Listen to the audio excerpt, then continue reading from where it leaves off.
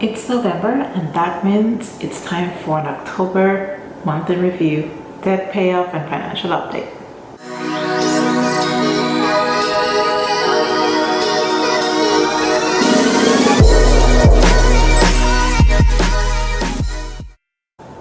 Hey guys, it's Shama from Happy Living Now, where we share how to build a life of maximum happiness and financial freedom by spending less, saving more, living happy, and living rich, whatever that means for you. So if you're interested in learning some tips and tricks on how to live your happiest and rich life, this is the place to be. So go ahead and hit that subscribe button below and hit that notification bell as well so you don't miss out on future videos like this. Alright guys, so as mentioned, this is another month in review financial update video. So we're just going to go ahead and dive right in. Okay, so as you can see up on the screen is the financial update chart for the month of October. And as you can see, for Bank of America, at the end of September, we had a previous balance of $7,043. The current balance as of the end of October was $67.85. So the amount of debt paid for that was $350. Now I want to make sure that you understand, I know if you're doing the calculations, it might not make much sense by looking at the previous balance and the current balance. That's because the numbers, they don't add up really, and that's because of the interest charge. As you can see, for the Bank of America card, I paid a total of $350 towards debt for the month of October. But if you do the calculations, it doesn't really add up. And that's because I was charged pretty much about $100 in interest. So that's going to be the same, and it's going to play out like that for all of my other credit cards. The interest is still a bit high, and so I'm getting charged about $100 in interest per credit card. So that explains the discrepancy between how much I've paid towards the debt and the previous balance and current balance. So moving on to Capital One, for the beginning of October, we were at $3,581. Current balance as of the end of October is $3,472. Discover, $4,023. The current balance is $4,004, so a total of $260 was paid towards Discover. The Citizens One personal loan was $1,123, with the payment of a $56 payment went down to $1,067.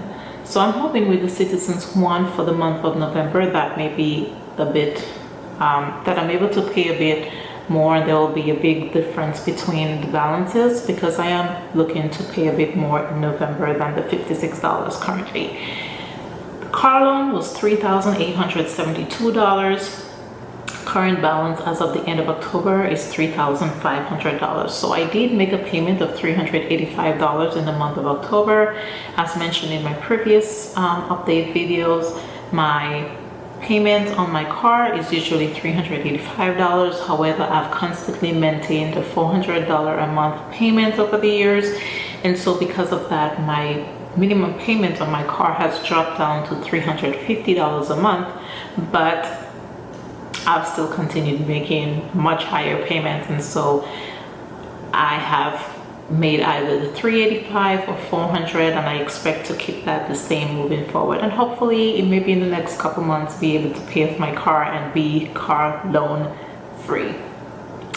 And my student loans were $177,167, and the current balance is $177,862. So as you can see, that went up. And again, I maintain a $0 a month payment on that, which is on an income-based repayment plan.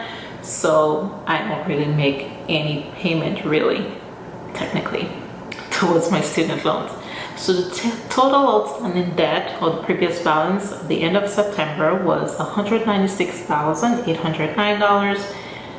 For October, we're at $196,690.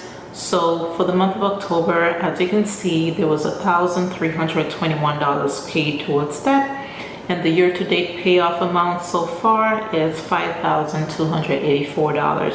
and I really started my debt pay up journey in August, I believe. So you can go ahead and take a look at my August financial update video if you've not looked at that, because that was really the month that I started in terms of where I was at the end of July. And I'll link that for you to look at it if you've not seen that video. But I've only been paying off debt really for the, ending of July to October, and I find $5,284 to be pretty good progress in my opinion. All right, so next up is our assets. And the previous value for my car in September was $13,000. As you can see here, for the month of October, that didn't change. My car pretty much maintained the same value. For investments and savings, we were at $10,000 for the month of September, and the current value for the month of October actually dropped by $300 down to $9,700. That is because my take-home pay decreased a bit. In the month of October, there were additional charges or additional deductions from my take-home pay or from my gross pay, therefore minimizing the amount of take-home pay. Because of that, it caused my income to reduce by $600 a month, my take-home pay to be reduced by $600 a month. So that's the reason here. So there's not much change in that. As you can see, the total for assets was $23,000 in the month of September, and that dropped to $22,700 for the month of October. But it's all good. It's okay. I'm not gonna fret about it. That's why I share these numbers with you, to have you see that here at Happy Living Now, we're all about being real. This just depicts what typically happens in real life. These are real life happenings, and hopefully we'll get good days more than the bad days, but it's okay to expect that we won't get all days to be good days, and there will be bad days. There will be stuff happening. There will be situations that pop up. They're unexpected, and we may have to take a hit financially, but that's okay. The key point here is to not stay there, to come up with a plan to get out of it and keep moving forward. So that's okay. Unexpected life situations do happen. It's about how we deal with them and how we get out of them that matters. So the next screen is the net worth screen. And as you can see, as of last month, the outstanding debt balance was $196,809. As of the month of October, that was $196,690. So the month change from September to October was $119, and that is the year-to-date change in net worth. And that's because I really started tracking my net worth from the month of September. Assets were $23,000. Current month, $22,700. The month change was a minus $300, and the year-to-date change is a minus $300. And so the net worth overall went from a negative $173,809 to a negative $173,990 in the month of October, which is a minus 181 in terms of change for the month. And that's mostly due to the increase in student loans. Obviously, again, I'm maintaining a $0 a month monthly payment for my student loans. So, interest is gonna rack up the balance, and so there was an increase in my student loans, and so that explains the increase in the net worth as well. And then the year-to-date change for the net worth is a minus 181. But as you can see, October, based on the numbers, was a semi-good month. In that, yes, I did take a hit in my take-home pay by $600 a month. That was, that was a reduction in my take-home pay. I do apologize for that noise.